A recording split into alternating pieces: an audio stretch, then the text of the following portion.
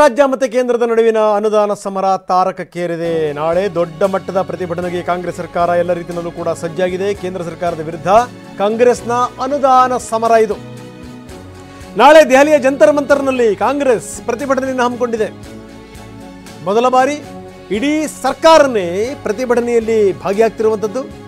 ಅನುದಾನ, ತೆರಿಗೆ ತಾರತಮ್ಯ ಇಂಥ ಹಲವಾರು ವಿಚಾರಗಳನ್ನು ಇಟ್ಕೊಂಡು ಧರಣಿಯನ್ನು ಮಾಡಲಾಗುತ್ತೆ. ಈಗಾಗಲೇ DCM DK, ಕೆಲ ಶಾಸಕರು, ಕೆಲ ಮಂತ್ರಿಗಳು ದೆಹಲಿಯಲ್ಲಿ ಬೀಡುಬಿಟ್ಟಿದ್ದಾರೆ. CM ಮತ್ತು ಹಲವಾರು ಸಚಿವರುಗಳು ಸಂಜೆ ದೆಹಲಿಗೆ ಹೋಗ್ತಾರೆ. ದೆಹಲಿನಲ್ಲಿ ಅಲ್ಲಿನ ವ್ಯವಸ್ಥೆಗಳನ್ನು ನೋಡ್ತಾ ಇದ್ದಾರೆ. DK ಶಿವಕುಮಾರ್ ದೊಡ್ಡ ಮಟ್ಟದ ಪ್ರತಿಭಟನೆಗೆ ಕಾಂಗ್ರೆಸ್ ಸಾಕ್ಷಿ ಆಗ್ತಾ ಇದೆ. ಇದು ಒಂದು ಲೆಕ್ಕದಲ್ಲಿ ರಾಜ್ಯ ಮತ್ತು ಕೇಂದ್ರದ ನಡುವಿನ ಹೋರಾಟ. ಮೊದಲ ಬಾರಿ ಇಡೀ ಸರ್ಕಾರವೇ ಇದರಲ್ಲಿ ಪಾಲ್ಗೊಳ್ತಾ ಇದೆ. ಅನುದಾನ, ತೆರಿಗೆ ತಾರತಮ್ಯ, ಹೀಗೆ ಹಲವಾರು ವಿಚಾರಗಳನ್ನಿಟ್ಟು ನಾಗರಾಜು ಶೆಟ್ಟಿ ಕೋಳಿ ಸಾಕಣೆ ಮಾಡಿ ಪ್ರತಿ ಬ್ಯಾಚ್ಗೆ 3 ಲಕ್ಷ ಗಳಿಸ್ತಿದ್ದಾರೆ. ನೀವು ಕೂಡ ಅವರಿಂದ ಕಲಿಬೇಕಾ? ಅವ್ರ ಜೊತೆ ವಿಡಿಯೋ ಕಾಲ್ನಲ್ಲಿ ಮಾತಾಡಬೇಕಾ?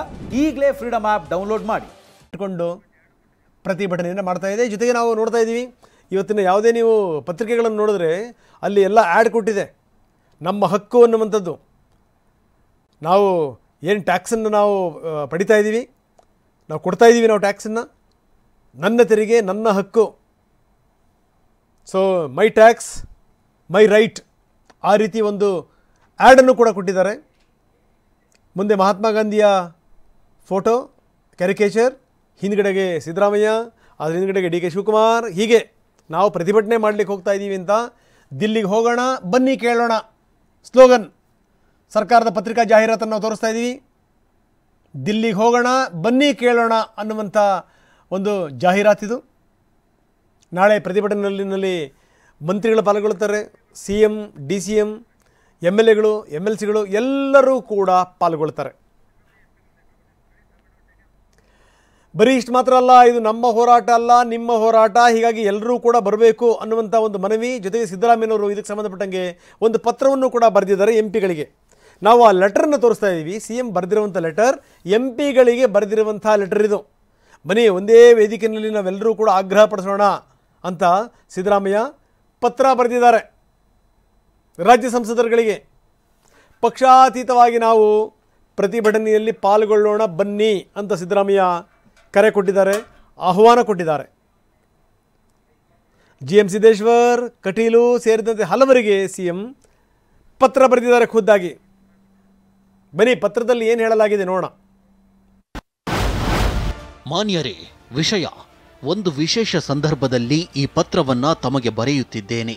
ಕೇಂದ್ರ ಸರ್ಕಾರದಿಂದ ಆಗುತ್ತಿರುವ ನಿರಂತರ ಅನ್ಯಾಯ ಮತ್ತು ಕರ್ನಾಟಕದ ವಿಚಾರವಾಗಿ ಕೇಂದ್ರ ಸರ್ಕಾರವು ತೋರುತ್ತಿರುವ ಮಲತಾಯಿ ಧೋರಣೆಯು ತಮಗೆ ಈಗಾಗಲೇ ತಿಳಿದ ವಿಷಯವಾಗಿರುತ್ತದೆ. ಇದರ ವಿರುದ್ಧ ಪ್ರತಿಭಟಿಸಲು ಮತ್ತು ದೇಶದ ಗಮನ ಸೆಳೆಯಲು ತೀರ್ಮಾನಿಸಲಾಗಿದೆ. ರಾಜ್ಯದ ಉಪಮುಖ್ಯಮಂತ್ರಿಗಳು, ಎಲ್ಲ ಸಚಿವರು, ಶಾಸಕರು ಮತ್ತು ಸಂಸದರು ಸೇರಿ ದೆಹಲಿಯ ಜಂತರ್ ಮಂತರ್ನಲ್ಲಿ ಫೆಬ್ರವರಿ 7ರಂದು ಒಂದು ದಿನದ ಧರಣಿಯನ್ನು ನಡೆಸಲು ತೀರ್ಮಾನಿಸಿದ್ದೇವೆ. ಕರ್ನಾಟಕಕ್ಕೆ ತೆರಿಗೆ ಪಾಲಿನ ಹಂಚಿಕೆಯಲ್ಲಿ ಭಾರಿ ಅನ್ಯಾಯವಾಗಿದೆ.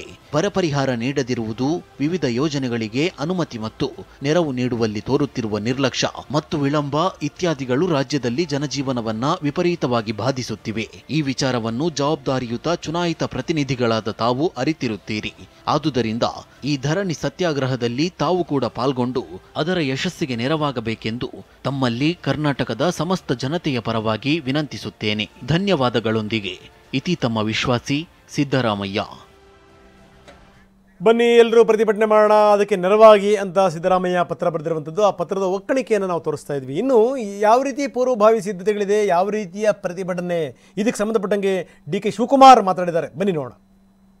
ನಾವೆಲ್ಲರಿಗೂ ಕೊಟ್ಟಿದ್ದೀವಿ. ಇವತ್ತು ಬೆಳಗ್ಗೆ ಚೀಫ್ ಮಿನಿಸ್ಟರ್ ಹೇಳಿದ್ದಾರೆ, ಎಲ್ಲ MPsಗೂ ರಿಕ್ವೆಸ್ಟ್ ಮಾಡಿದ್ದೀವಿ, ಎಲ್ಲ MLAsಗೂ ರಿಕ್ವೆಸ್ಟ್ ಮಾಡಿದ್ದೀವಿ. ಎಲ್ಲರಿಗೂ ಕೈ ಮುಗಿದು ನಾನು ಕೇಳ್ತಾ ಇದ್ದೀನಿ, ಆಡಳಿತ ಪಕ್ಷ, ವಿರೋಧ ಪಕ್ಷ, ಇಲ್ಲಿರೋಂಥ 224 ಜನ MLAಗಳು, 75 ಜನ MLCಗಳು, 28 MP, 12 ರಾಜ್ಯಸಭಾ MP ಎಲ್ಲರೂ ಬರಬೇಕು ಇದಕ್ಕೆ ಅಂತೇಳಿ ಎಲ್ಲ ಮಂತ್ರಿಗಳ ಸಮೇತ, ಕೇಂದ್ರ ಸರ್ಕಾರದ ಮಂತ್ರಿಗಳ ಸಮೇತ ನಮ್ರತೆಯಿಂದ ಕೈ ಮುಗಿದು ತಲೆ ಬಾಗಿಸಿ ಕೇಳ್ಕೊಳ್ತಾರೆ. ಕರ್ನಾಟಕದ ಎಲ್ಲ ಜನರ ತೆರಿಗೆ ಅಂತ ಹೇಳಿದ್ರಿ, ನೀವು ಇದೆಲ್ಲ ಪ್ರತಿಭಟನೆ ಮಾಡಿ ಪುನಃ ಏನಾದರೂ ಭೇಟಿಯಾಗಿ ಅವ್ರಿಗೆ ಎಕ್ಸ್ಪ್ಲೇನ್ ಮಾಡೋರು ಇದ್ದೀರಾ? ಖಂಡಿತ ಕೇಳ್ತೀವಿ. ನಾನು ಪ್ರೈಮ್ ಮಿನಿಸ್ಟರ್ ಟೈಮ್ ಕೇಳಿದ್ದೀನಿ, ಕೊಡಿ ಸಪ್ರೇಟ್ ಆಗಿ ಅಂತ ಕೇಳಿದ್ದೀನಿ. ಚೀಫ್ ಮಿನಿಸ್ಟರ್ ಹೇಳಿದ್ದಾರೆ, ಡಿ ಕೆನೂ ಕೇಳಿದಾರೆ ಅಂತ, ಯಾರು ಕೊಡಿ ಅಂತ ಕೇಳಿದ್ದಾರೆ. ಕೆಲವು ವಿಚಾರ ಖಂಡಿತ ಕೇಳ್ತೀವಿ. ಫೈನಾನ್ಸ್ ಮಿನಿಸ್ಟರ್ಗೆ ಏನಾದರೂ ಫೈನಾನ್ಸ್ ಮಿನಿಸ್ಟರ್ಗೂ ಕೇಳ್ತೀವಿ. ಪ್ರತಿಭಟನೆ ಆದ್ಮೇಲೆ ತಪ್ಪೇನಿದೆ ಕೇಳ್ತೀವಿ, ನೋಡೋಣ. ಟೈಮ್ಸ್ ನೋಡೋಣ, ನಡೆಯೋದೋ ಅಪಾಯಿಂಟ್ಮೆಂಟ್ ನಾವು ಮಾಡ್ತೀವಿ. ಇನ್ನೊಮ್ಮೆ ಪ್ರಧಾನಿಗಳ ಭೇಟಿಗೆ ಏನಾದ್ರು ಸಮಯ ಕೇಳ್ತೀವಿ.